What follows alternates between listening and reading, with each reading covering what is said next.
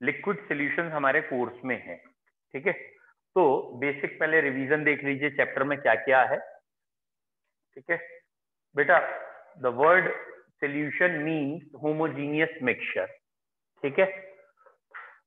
और homogeneous mixture दो या दो से ज्यादा चीजों का सॉल्यूशन कहलाता है, जिसमें एक सॉल्यूट मानते हैं, एक सॉल्वेंट, या अगर कोई टर्शरी सॉल्यूशन है जिसमें तीन चीजें हैं, सॉल्वेंट एक ही होगा, बाकी सारे सॉल्यूट होंगे।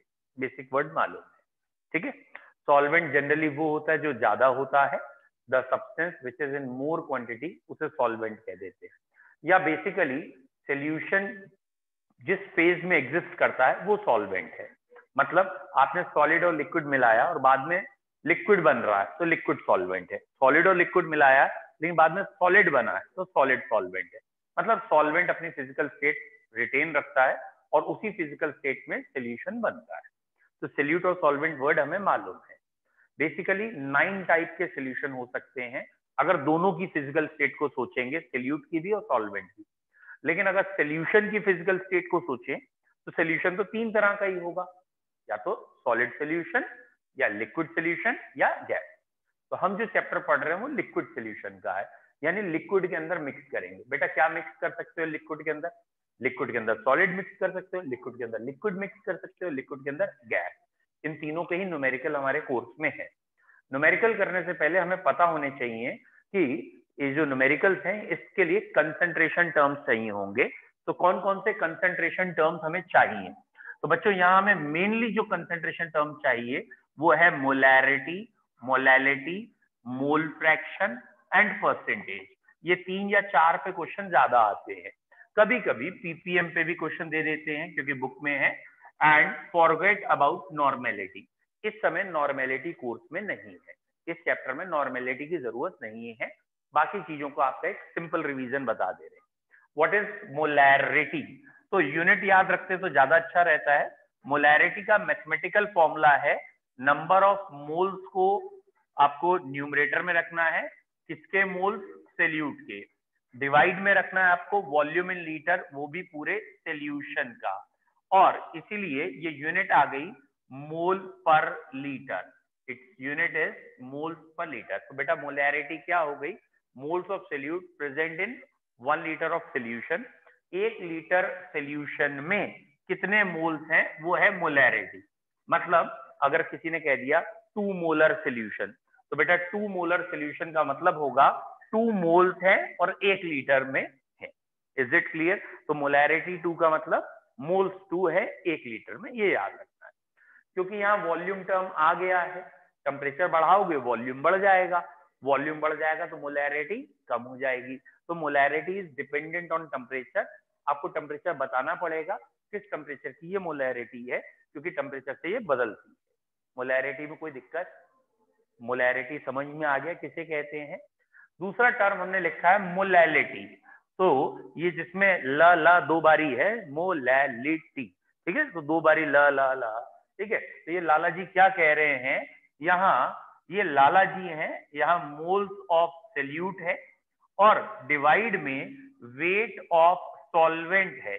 मतलब यहाँ वेट है और वो भी सॉल्वेंट क्या है? केजी में। तो मोलैलिटी में वॉल्यूम नहीं आता, याद रखना है। क्योंकि वॉल्यूम नहीं आता तो ये टेम्परेचर पे डिपेंड नहीं करेगा, जबकि ये टेम्परेचर पे डिपेंड कर रहा था क्योंकि उसमें वॉल्यूम था।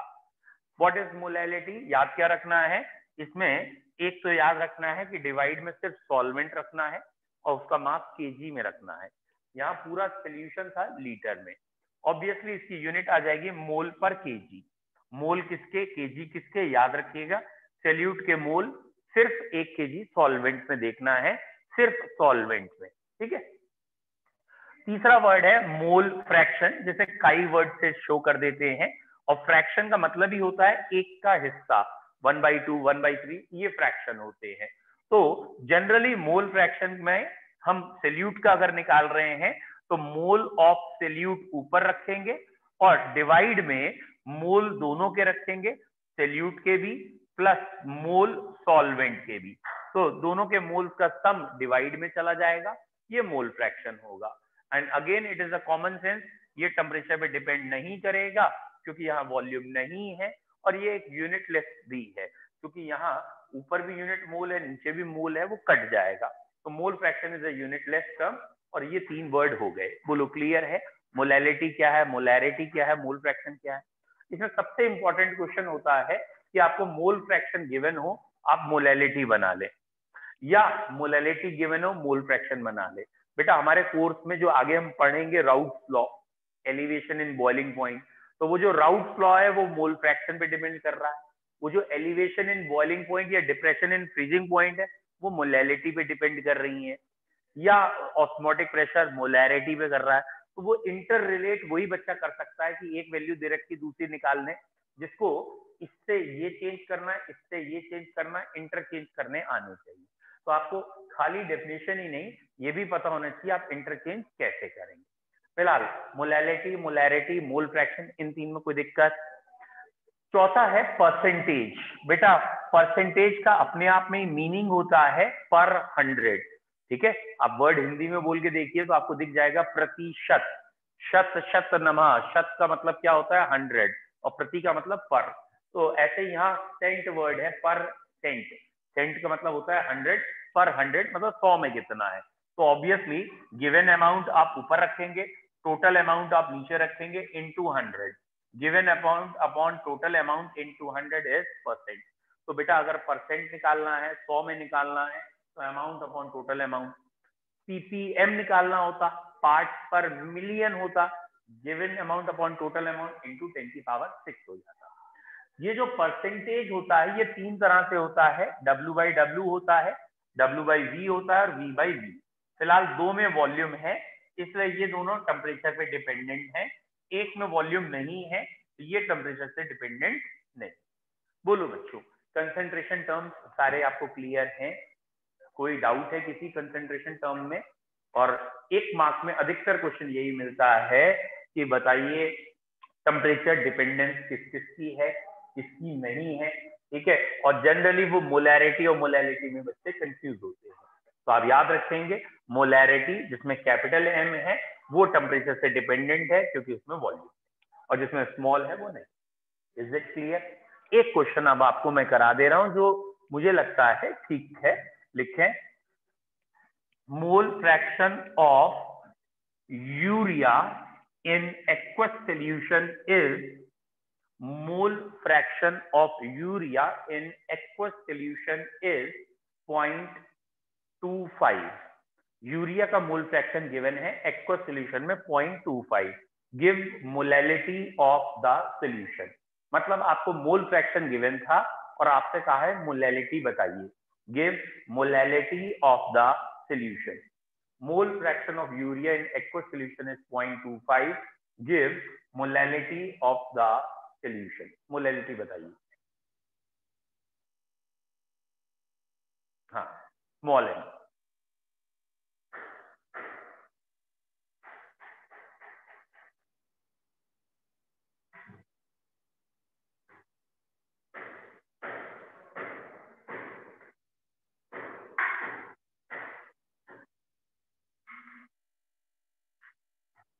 ठीक है बच्चों, बहुत इजी है लेकिन इतना टाइम लग गया आपका आंसर ही नहीं आया।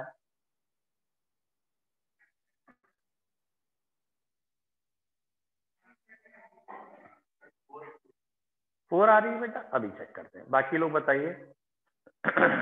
एक बच्चे ने आंसर 4 बोला है, बाकी लोग चेक करिए। Give molality. देखिए बेटा कैसे करेंगे। Point is this, mole fraction आपको गिवन है, तो मोल फ्रैक्शन का मतलब मोल्स ही होते हैं। तो आप ये कह सकते हैं 0.25 moles of urea present with 0.75 moles of water.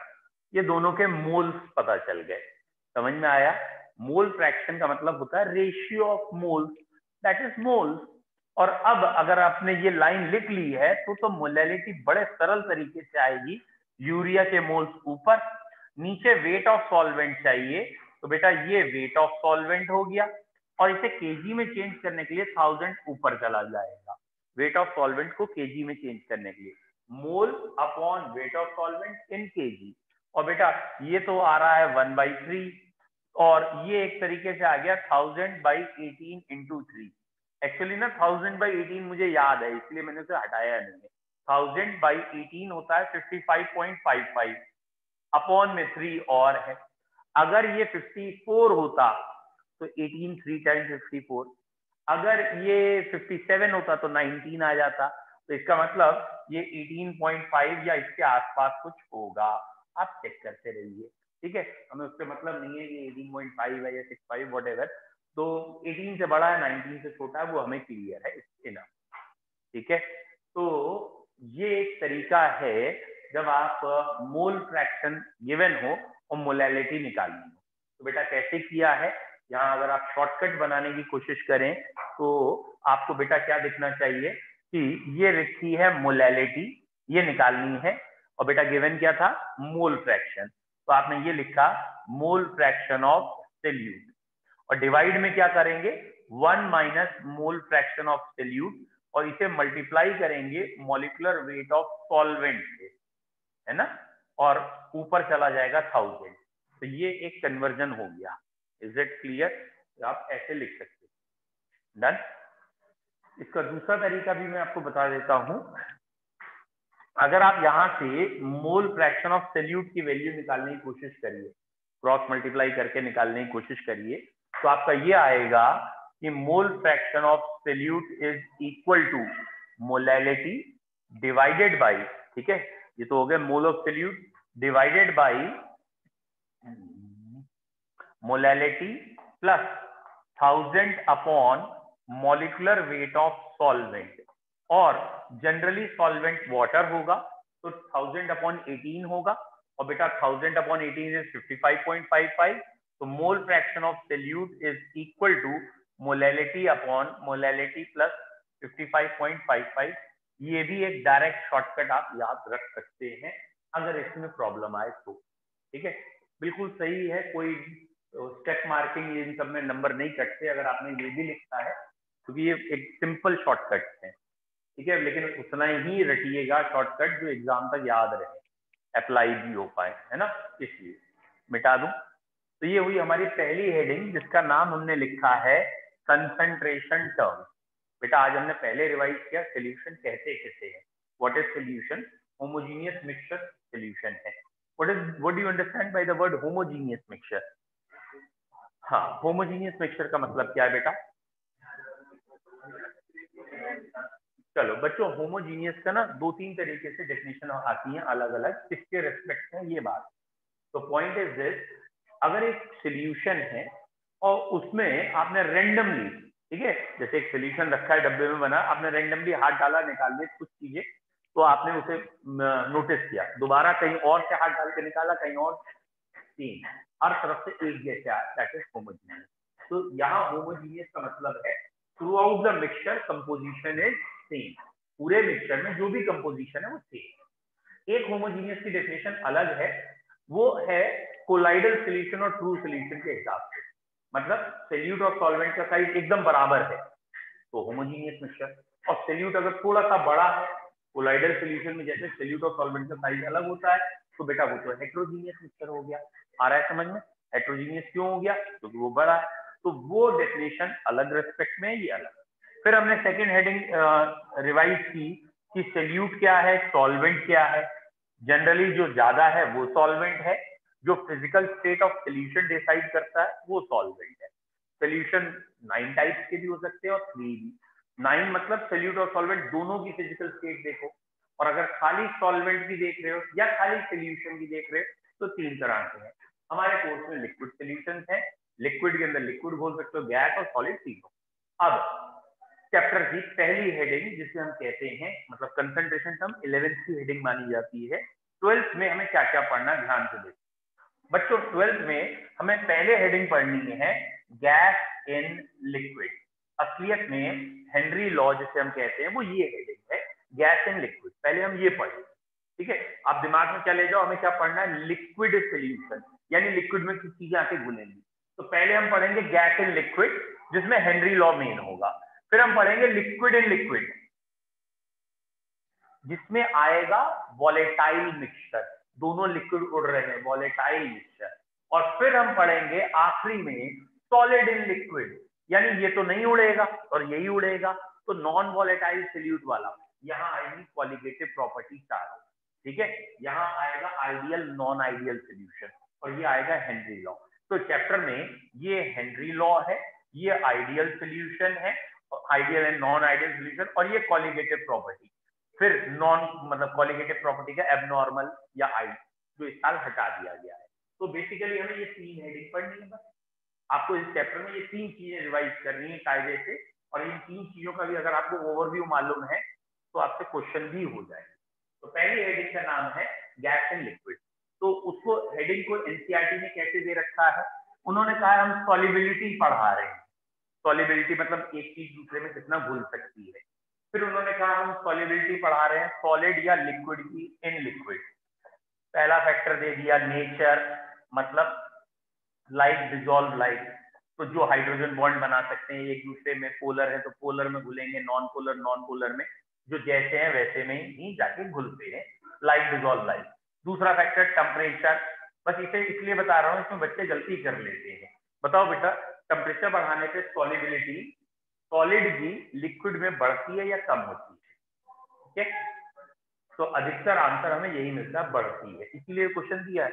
ये ध्यान रखना है, जब कोई सॉलिड लिक्विड में घुलेगा और ये सॉल्यूशन बनेगा तो बेटा ये हो सकता है एंडोथर्मिक हो सकता है एक्सो हो, ठीक है। अगर एंडो है तो टेम्परेचर बढ़ाने पे इक्विलिब्रियम आगे आएगा, लेकिन अगर एक्सो है तो टेम्परेचर बढ़ाने पे इक्विलिब्रियम पीछे चला जाएगा, सॉल्युबिलिटी कम भी हो सकती है। तो what you have to remember, जरूरी नहीं है टेम्परेचर बढ़ाने पे सॉल्युबिलिटी बढ़े, एंडोथर्मिक है तो बढ़ेगी, एक्सोथर्मिक है तो कम होगी। फॉर एग्जाम्पल चूने को पानी में घोला, चूने को जब हम पानी में घोलते हैं calcium carbonate CaCO3 CO2 gas निकलती है, हिजिंग नॉइज आती है, एक्सोथर्मिक प्रोसेस है। तो अगर आपने टेम्परेचर बढ़ाया तो सॉल्युबिलिटी कम हो जाएगी। तो अगर आपको याद आ गया हो क्या कहना चाहते हैं, क्या कहना चाहते हैं, याद आ गया बेटा? अगर कोई पेंटर कह रहा है पानी गर्म कर दो, चूना घोलना है, तो घोल नहीं रहा, बिना घोले लगा रहा है। Is it clear? बिना घोले क्यों लगा रहा है, कैसे लगा रहा है, समझ में आ रहा है? और अगर कोई हलवाई या कोई ऐसा कह रहा है कि भाई चीनी घोलनी, पानी गर्म कर दो, सही है, क्योंकि चीनी का पानी में घुलना एंडोथर्मिक। ठीक बच्चों, ये और याद रखिएगा, कुछ सब्सटेंस ऐसे भी होते हैं जिनका ग्राफ ऐसे चलता है, इनका ग्राफ ऐसे चलता है, मतलब पहले टेम्परेचर बढ़ाने पर सॉल्युबिलिटी बढ़ी थी, फिर कम भी हो गई। कौन से सब्सटेंस है बेटा ऐसे, कौन से सब्सटेंस ऐसे हैं जो डुअल नेचर शो करते हैं? हाँ बेटा, जैसे ग्लोबल सॉल्ट है, ऐसे बाकी भी हैं, मतलब कौन से, जैसे बिल्कुल सही इन्होंने कहा Na2SO4.10H2O, और बाकी भी जिनमें भी वाटर ऑफ क्रिस्टलाइजेशन अधिकतर दिखता है, उन सारे के सारे में जब तक वाटर ऑफ क्रिस्टलाइजेशन जुड़ रहा होता है तो टेम्परेचर बढ़ाने से सॉल्युबिलिटी बढ़ जाती है। और एक बार जब ये पूरा जुड़ चुका होता है उसके बाद जब हम और हीट कर रहे होते हैं तो सॉल्युबिलिटी कम होने लगती है। समझ में आया? तो एनहाइड्रस सोडियम सल्फेट लेंगे, यहाँ आते आते सॉल्युबिलिटी बढ़ रही होगी, यहाँ आते आते 10H2O वाला कंपोजिशन होगा, उसके बाद अगर आप हीट कर रहे होगे तो सॉल्युबिलिटी कम। तो बेटा ये वाला पॉइंट जरा ध्यान रखने लायक था, इसलिए मैंने यहाँ बोला है। और अगर सॉलिड या लिक्विड घोला जा रहा है लिक्विड के अंदर तो प्रेशर का कोई रोल नहीं है, pressure has almost no role जब कोई सॉलिड को लिक्विड में घोल रहे हो या लिक्विड को लिक्विड में घोल रहे हो तो नहीं है। अब हमारा जो चैप्टर की मेन हेडिंग है वो पहली मेन हेडिंग है हेनरी लॉ। हेनरी लॉ में क्या कहा गया है, गैस को लिक्विड में घोला गया है, और पहला फैक्टर वही नेचर, लाइक डिसॉल्व लाइक, सारी गैसेस नहीं घुलती, ठीक है, पोलर में ज्यादा घुलेगी, नॉन पोलर। टेम्परेचर, बेटा यहाँ पे हर गैस जब भी घुलती है तो एक्सोथर्मिक घुलती है, मतलब जब भी कोई गैस किसी लिक्विड में घुलती है तो हीट निकलती है, जब भी, ठीक है, थ्योरेटिकल। तो इसीलिए टेम्परेचर बढ़ाने पे सॉल्युबिलिटी कम होगी ही होगी, ठीक है। तो टेम्परेचर बढ़ाने पे सॉल्युबिलिटी क्यों कम होगी, क्योंकि इसका डिसॉल्व होना एक्सोथर्मिक है। ये हेनरी लॉ है या क्या है? तो भैया इसे हेनरी लॉ नहीं कहेंगे, ये ली शैटेलियर प्रिंसिपल चल रहा है कि टेम्परेचर बढ़ाया सॉल्युबिलिटी कम हो गई, और टेम्परेचर कम करेंगे सॉल्युबिलिटी ज्यादा होगी, जितने भी एरिएटेड ड्रिंक्स हैं, कोल्ड ड्रिंक्स, ये सारे वो चिल्ड में ज्यादा अच्छे लगते हैं क्योंकि गैस ज्यादा अवेलेबल है। बेटा अब है तीसरा फैक्टर जिसको आप हेनरी लॉ कहते हैं कि प्रेशर का सॉल्युबिलिटी से क्या लेना देना है। तो हेनरी लॉ में ये कहा गया प्रेशर और सॉल्युबिलिटी आपस में डायरेक्टली है, जितना हम प्रेशर ज्यादा करेंगे उतनी सॉल्युबिलिटी ज्यादा होगी। फिर समझो क्या कहना चाहते हैं, ये एक लिक्विड रखा है, इसके ऊपर ये कोई भी गैस है, मतलब ये वाटर का लिक्विड है और ऑक्सीजन हो सकती है, कोई भी गैस, और इस लिक्विड के ऊपर ये जो गैस के पार्टिकल हैं हमने बाहर से पिस्टन नीचे किया, दैट मीन प्रेशर बढ़ाया। जब प्रेशर बढ़ेगा तो यहाँ ज्यादा पार्टिकल टकराएंगे और ज्यादा टकराएंगे तो ज्यादा ही अंदर चले जाएंगे, ज्यादा खुल जाएंगे। जब हम कोल्ड ड्रिंक की बोतल को ओपन करते हैं तो एक पफ साउंड आती है, नॉइज आती है, इसलिए कि ये पिस्टन एक तरीके से हट गया, ये भी उठ के बाहर आ गए। तो जितना यहाँ प्रेशर ज्यादा होगा उतनी सॉल्युबिलिटी ज्यादा होगी। तो more the partial pressure of gas, भाई गैस के अंदर कई गैसेस हो सकती है ना, एबीसी, तो जिस गैस का भी अपना प्रेशर ज्यादा है उस गैस की सॉल्युबिलिटी ज्यादा है। तो more the partial pressure of a gas more it's solubility, वो उसकी सॉल्युबिलिटी डिसाइड करेगा। तो जिस गैस का प्रेशर ज्यादा उसकी सॉल्युबिलिटी ज्यादा। यहाँ तक क्लियर? अब उन्होंने कहा भाई सॉल्युबिलिटी की कोई यूनिट बता दो, तो एक यूनिट रखी गई है यहाँ पे सॉल्युबिलिटी की जगह मोल फ्रैक्शन। ठीक है, सॉल्युबिलिटी की जगह यूनिट क्या दे दी गई? Mole fraction. जरा ध्यान से देखो क्या कह रहे हैं, partial pressure of gas is proportional to mole fraction of gas in solution. ठीक है, और ऑब्वियसली एक कांस्टेंट आ जाएगा, हेनरी कांस्टेंट। जरा इसको ध्यान रखना, ये हेनरी कांस्टेंट आया, ये मोल fraction of gas in solution आया। क्या ध्यान रखना है बेटा, इस हेनरी कांस्टेंट की यूनिट एग्जाम में देखनी पड़ेगी आपको, क्या है, वेरी इंपॉर्टेंट। हो सकता है हेनरी कांस्टेंट की यूनिट प्रेशर वाली यूनिट हो, bar, mm of Hg, pascal, ATM ऐसे हो, तो ये फॉर्मूला सत्य क्यों सत्य है? इक्वल टू के इधर और इधर यूनिट सेम होनी चाहिए, ये टर्म यूनिटलेस है और इसकी यूनिट बार है, ये बार। ठीक, बाई चांस इसने बार इनवर्स दे दिया तो वो जो ऊपर -1 लिखा होगा, तो भैया ये फॉर्मूला ऐसे नहीं ऐसे पढ़ा जाएगा। समझ में आ गया? क्योंकि बार इनवर्स और बार ये दोनों कैंसिल हो गए, इक्वल टू के इधर इधर यूनिट सेम होगी। बाई चांस उसने दे दिया मोलल या मोल पर केजी, मोलल होता है मोल पर केजी बार इनवर्स। तो अगर वो कह रहा है मोल पर केजी बार इनवर्स, तो भैया बार इनवर्स तो ये कट गया और अब क्या बचा है? मोल पर केजी यानी मोलैलिटी। तो यहाँ भैया ये नहीं है, यहाँ मोलैलिटी है। यहाँ पे क्या आएगी? सॉल्युबिलिटी की यूनिट मोलैलिटी। तो जरा ये ध्यान रखिएगा कि उसने KH की यूनिट क्या दी, और बुक्स में हमारे क्वेश्चन है इसलिए आने के चांसेस भी हैं कि वो KH, क्योंकि हेनरी ने कहीं ये नहीं कहा कि मोल फ्रैक्शन लेना कंपल्सरी, उसकी डेफिनेशन में ये है कि more the pressure more the solubility, और सॉल्युबिलिटी को मोल फ्रैक्शन से दिखा सकते हैं। तो एक mole fraction is one of the way, और भी कोई आ सकता है। और ये किसने कहा कि प्रोपोर्शनलिटी कांस्टेंट इसी डायरेक्शन में लगेगा, इधर भी लग सकता है। तो वो सारी चीजें यूनिट डिसाइड करेगी। बट एकदम जनरलाइज जब है तो ये जो मैंने ये लिखा है ये एकदम जनरलाइज। अब बच्चों यहां मैंने मोल fraction of gas in solution लिखा है, तो कॉमन सेंस ये क्या आएगा? Mole of gas upon mole of gas plus mole of solvent, है ना? यही तो मोल फ्रैक्शन होता है। ठीक है, अब एक कॉमन सेंस लगाओ बच्चों, it is a common sense कि पानी के अंदर ऑक्सीजन गैस घोल रहे, तो it is a common sense, पानी आपने एक लिक्विड लिया है उसमें अगर ऑक्सीजन घोलोगे तो कितने मोल घुल जाएंगे? नेग्लिजिबल। क्यों? क्योंकि पानी के 1 लीटर में होते हैं 55 मोल, और अगर तुम 1 लीटर पानी के अंदर 22.4 लीटर गैस घोल भी दोगे तो 22.4 लीटर 1 मोल होता है सिर्फ। तो इस 55 के सामने इस 1 की कोई वैल्यू ही नहीं है, पहली बात तो 22.4 भूलेंगे ही नहीं। दैट मीन्स ये वाला नंबर हमेशा इसके सामने नेग्लिजिबल होगा, और इसलिए आप इस फॉर्मूले को ऐसे अगर न्यूमेरिकल करते हैं तो 99% गलत होने के चांसेस नहीं है, मार्क्स नहीं कटेंगे। Is it clear? तो आप इस फॉर्मूले को ऐसे कर ले। डन। अब वो जानबूझ के क्या करता है, आपको एग्जामिनर दे देता है मोलैलिटी, वो कह देता है ऑक्सीजन वाटर में घुला, उसकी मोलैलिटी इतनी है, तो दिमाग में क्या रखना है, मोलैलिटी मतलब मोल पर केजी, तो सीधा सॉल्वेंट का मोल बना लेना, भाई उसमें मोलैलिटी 2 दे रखी है, तो सोल्यूट के मोल 2 हो गए, और सॉल्वेंट 1 kg है, 1 kg को 18 से डिवाइड करो अगर वाटर है तो उसके मोल बन गए। ये दोनों चीजें फुटअप करिए, ये रखिए। बोलो बच्चों यहाँ तक क्लियर है? तो हेनरी लॉ का बेसिक मतलब तो याद आ गया, ये रिवीजन है तो घर से थोड़ा बहुत आपको भी पढ़ के आना है। हेनरी लॉ ध्यान में आ गया क्या है? अब हमें 2-4 बातें करनी है। जैसे पहली बात करनी है कि KH हेनरी कांस्टेंट, हाँ बेटा बता दिया, हेनरी कांस्टेंट टेम्परेचर बढ़ाने से बढ़ता है कम होता है वही रहता है?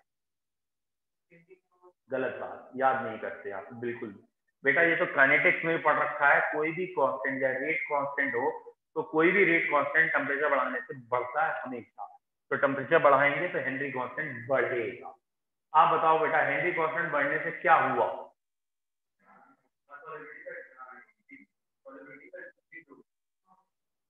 सही है, जब भी हेनरी कांस्टेंट बढ़ेगा तो कांस्टेंट प्रेशर में ये वाली वैल्यू बढ़ गई तो ये वाली वैल्यू कम होगी, क्योंकि इन दोनों का मल्टीपल कांस्टेंट आना है। तो more the Henry constant less the solubility, उतनी सॉलिबिलिटी कम होगी। तो आपको एक पॉइंट और मिल गया, क्या मिल गया? अगर उन्होंने कहा टेम्परेचर बढ़ाने पे गैस की सॉलिबिलिटी कम होती है, तो या तो आप 11th स्टैंडर्ड के हिसाब से कहेंगे कि भाई कोई भी गैस जब लिक्विड में घुलती है तो एक्सोथर्मिक होता है, इसलिए सॉलिबिलिटी कम होती है, तो ये 11th स्टैंडर्ड ली शक्ल है। और 12th स्टैंडर्ड से क्या कह सकते हैं? आप कह सकते हैं इस फॉर्मूले को लिख के कि टेम्परेचर बढ़ाने पे KH बढ़ता है और KH बढ़ने की वजह से मल्टीप्लाई कांस्टेंट रखने में ये कम हो जाए, तो आप कहेंगे with rise in temperature Henry constant increases therefore solubility of gas in liquid decreases. ये चीज बढ़ गई है इसलिए ये चीज कम है। बोलो क्लियर है? अब आपको याद आ गया होगा इसके दो मेन एप्लीकेशन, एक तो पहाड़ पे चल जाओ और एक नदी के अंदर डूब जाओ। हाँ भैया नदी के अंदर वाला क्या एप्लीकेशन था? शांत, हम शांत हैं, हम नहीं बोलेंगे। अब वो तो तुम ले ही नहीं पाओगे, तुम्हारी हरकतें तो ऐसी है तुम यहाँ पे भी न ले पाओ। हाँ भैया तुम बोलो। हाँ शब्द हम पूछना चाह रहे थे लेकिन वो था नदी के अंदर बेंट, पहाड़ पे जाएगा तो होगा एनॉक्सिया। अभी हमने नदी के अंदर पूछा था, तो नदी के अंदर एनॉक्सिया ना है, नदी के अंदर बेंट है। हाँ भैया अगला वाला ही शिव जी बताइए, इनका नाम ही ऐसा अपने आप जी लग जाए। हाँ शिव जी बताइए, एनॉक्सिया सॉरी बेंट क्या है? What is bent? What are bent?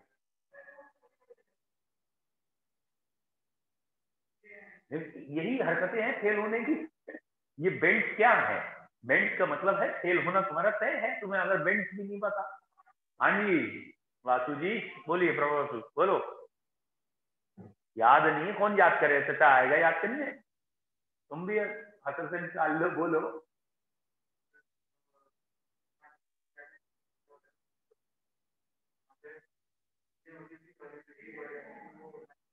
नहीं ऑक्सीजन की सॉल्युबिलिटी बढ़ जाती है। हाँ फिर आगे,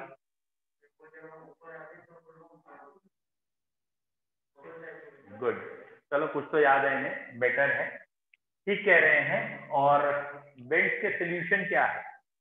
आप कह रहे थे ना मैं बेंट्स बताऊंगा, तो सोल्यूशन बताओ। वेरी बैड, तुम बोलो। वेरी वेरी बैड, कुछ नहीं पढ़ के आते तुम, यार कुछ तो पढ़ लिया करो। बोलो बेटा,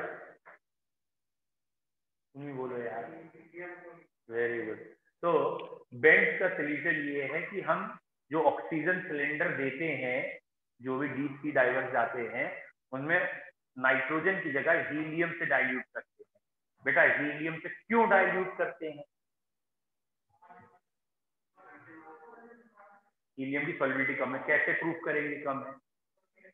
आपको टेक्निकल भाषा बोलनी है, हीलियम का हेनरी कांस्टेंट नाइट्रोजन से बहुत ज्यादा है, हेनरी कांस्टेंट ज्यादा होने की वजह से हीलियम की सॉल्युबिलिटी कम है, इसलिए even at high pressure helium blood में नहीं घुलती है और बेंट्स नहीं होते। बाकी बेंट्स की डेफिनेशन इनकी सही थी कि जब हम बहुत डीप जाते हैं तो under very high pressure nitrogen blood में घुल जाती है, जैसे ही डाइवर्स वापस ऊपर की तरफ आता है, प्रेशर कम होता है, तो नाइट्रोजन बाहर निकलती है in the form of bubbles, और ये बबल्स जो है हमारी आर्टरीज और वेन्स को ब्लॉक कर सकते हैं, और इस ब्लॉकेज में एक पेनफुल कंडीशन आती है जिसे हम बेंट कहते हैं, और इसे बचने के लिए नाइट्रोजन की जगह हीलियम ज्यादा यूज करनी चाहिए, या ऑक्सीजन सिलेंडर्स में हीलियम डालते हैं, उसका केएच ज्यादा।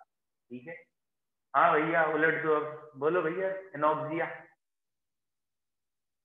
दूसरा एप्लीकेशन एनॉक्सिया, तो पहाड़ पे चढ़ के वहीं से फेंक दिया जाए एनॉक्सिया। हाँ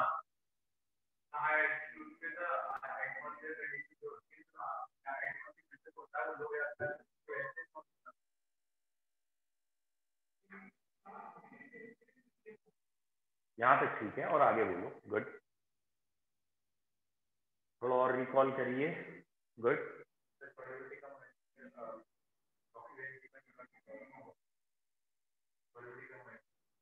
डिटेल करो थोड़ा और। बिल्कुल सही, बिल्कुल सही कह रहे हो आप लोग। हाई एल्टीट्यूड पे प्रेशर कम होने की वजह से ऑक्सीजन की सॉल्युबिलिटी ब्लड में ऑक्सीजन कम होती तो ब्रेन में कम पहुंचती है, और इसलिए हमें सोचने समझने इन सब में दिक्कत होती है, और ये रेस्टलेस कंडीशन एनॉक्सिया। थोड़ा पढ़। Aquatic animals are more comfortable in warm weather. Why? aquatic species are, sorry गलत बोल गया मैं question. aquatic species are more comfortable in cold weather. cold, very good. Cold weather में टेम्परेचर कम है, और जब टेम्परेचर कम होता है तो pH कम हो गया, यानी सॉल्युबिलिटी बढ़ गई, तो पानी के अंदर ऑक्सीजन की अवेलेबिलिटी ज्यादा हो जाती है, और due to high availability of oxygen they feel better. समझ में आया? हेनरी लॉ क्लियर है पूरा? ठीक है, चलिए नेक्स्ट हेनरी लॉ का।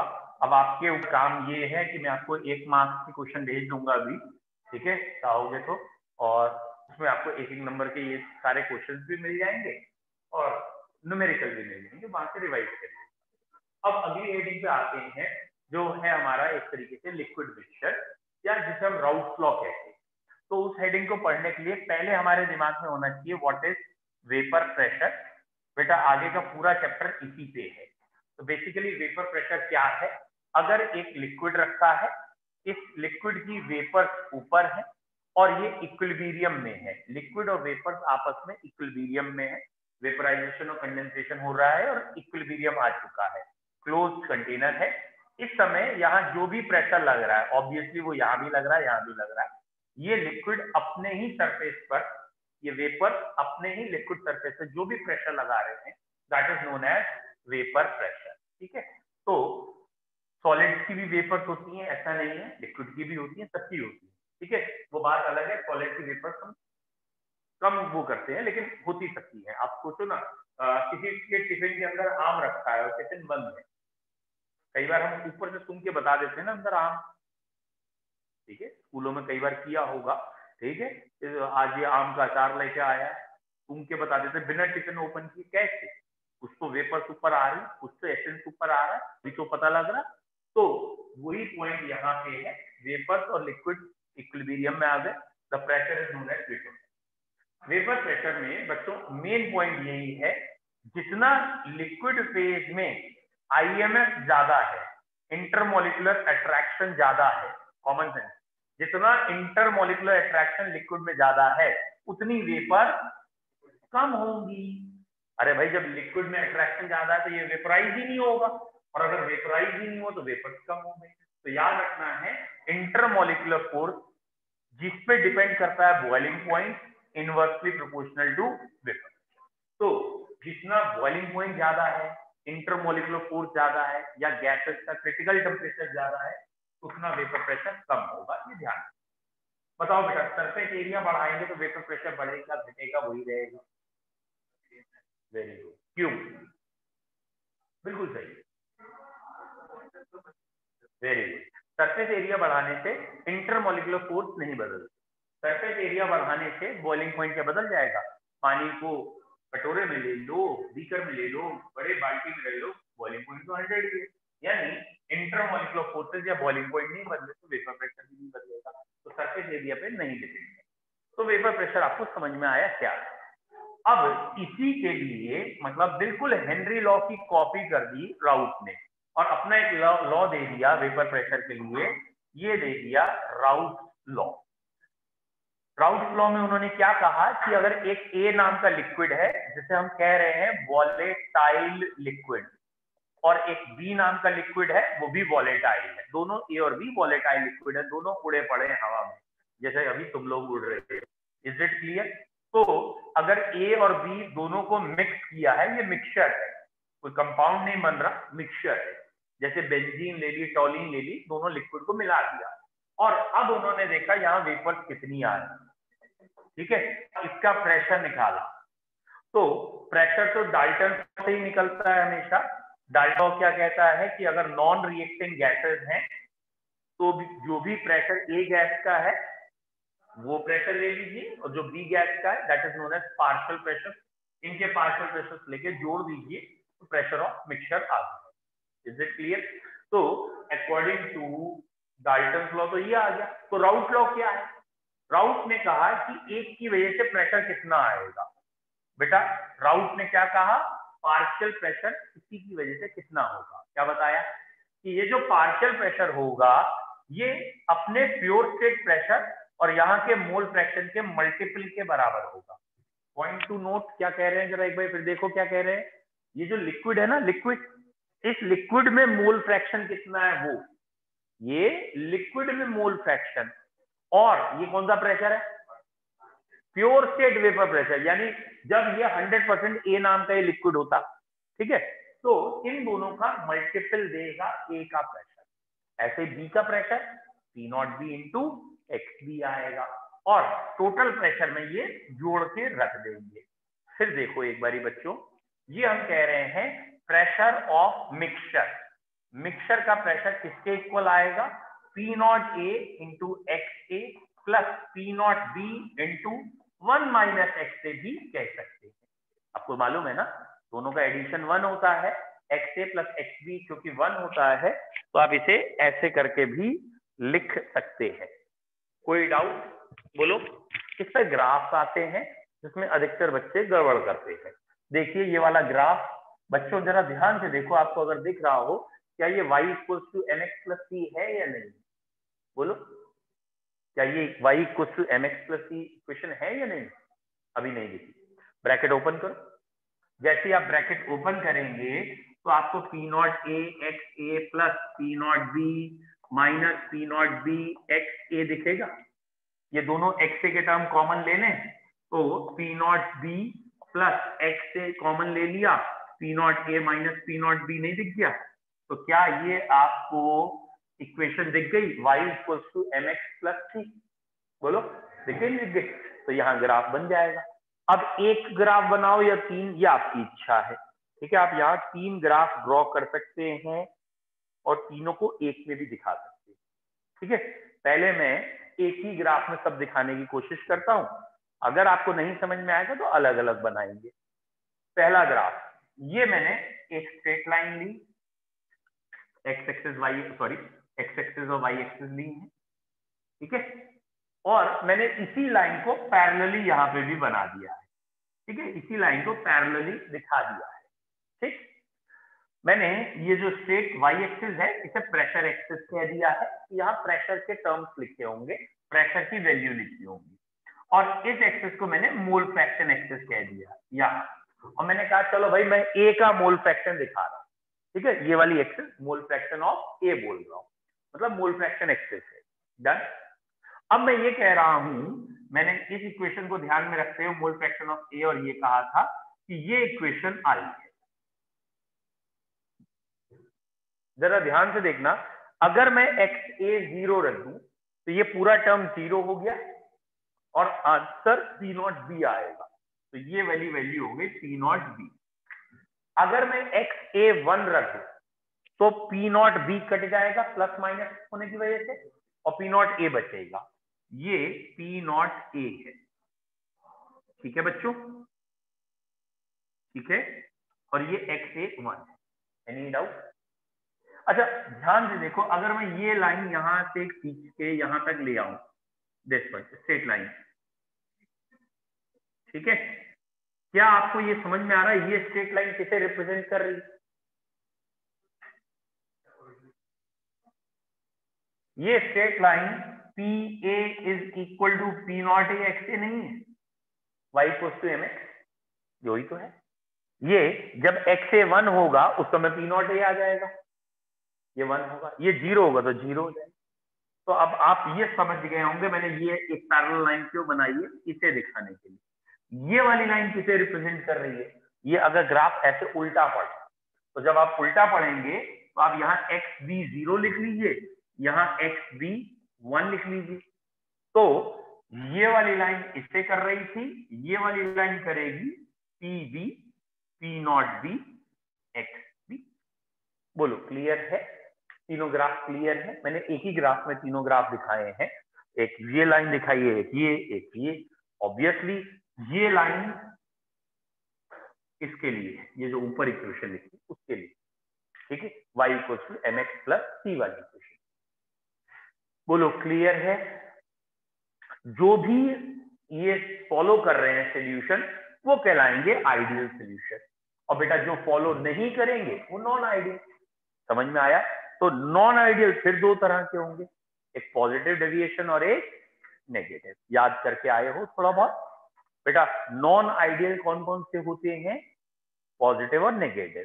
तो तीनों में कंपैरिजन करना है, आइडियल, पॉजिटिव डेविएशन और नेगेटिव।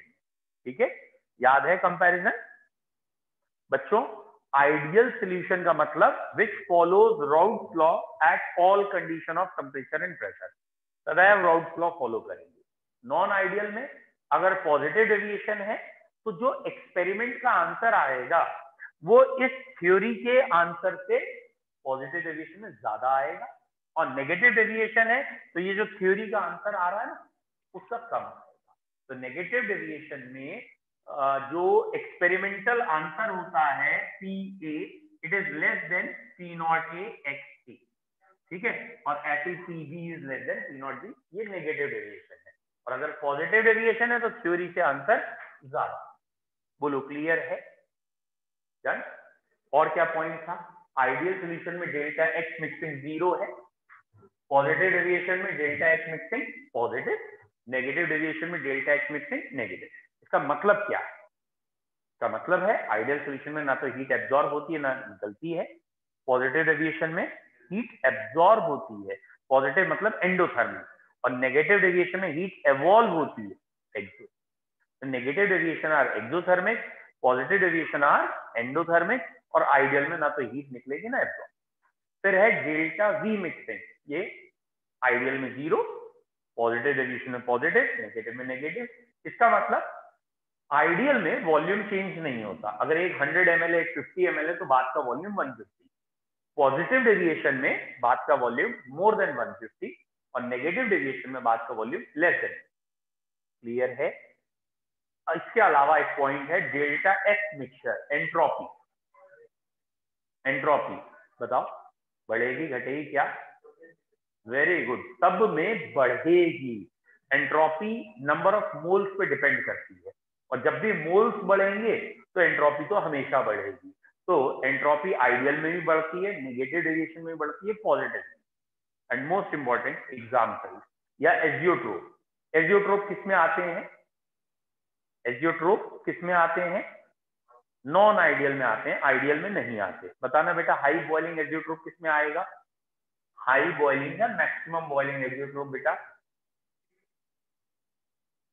नहीं, नॉन आइडियल में दो है ना, एक पॉजिटिव डेविएशन और एक नेगेटिव।